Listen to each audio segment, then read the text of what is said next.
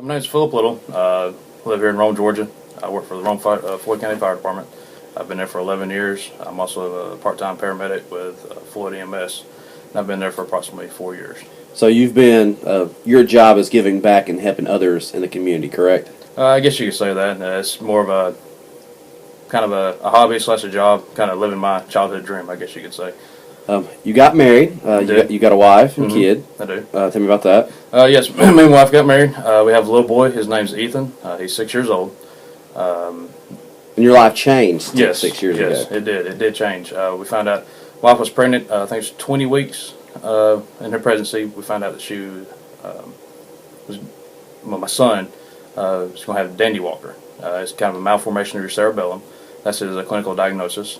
He was born at 28 weeks. He spent 77 days, I believe it was, in NICU here at Floyd. Tell me what Dandy Walker. No, like I said, with dandy walker, it's a malformation of your cerebellum. Your cerebellum controls your depth perception, all your cognitive skills and stuff.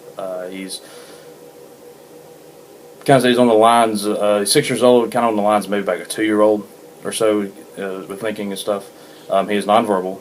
How did it change? I mean, obviously your life changed, but how did your thought process, your thinking, the way you think about special needs children, and just every day in your head, how's that changed you? As far as it's changed me, really never had a whole lot of dealings with special needs kids. Through work, I've dealt with special needs kids, but I really don't know how to approach them. Now that I do have a son that has special needs, one thing that has taught me is patience. I really didn't have a whole lot of patience and stuff, dealing with life, getting through different obstacles and stuff. But now I feel like I've had, a blessing of patience to dealing with my son, how to take care of him. I also feel that it's helped me as far as kids out in the community.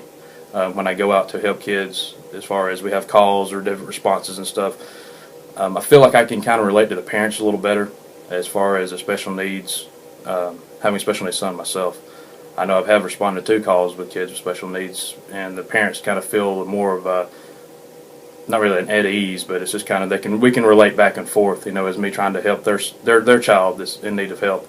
We kind of relate back and forth as to get the medical attention that they need and stuff.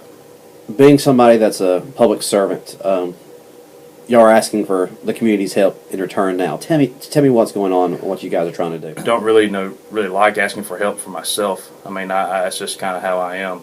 But we are reaching out to the community to help for my son. We're working to get him a service dog.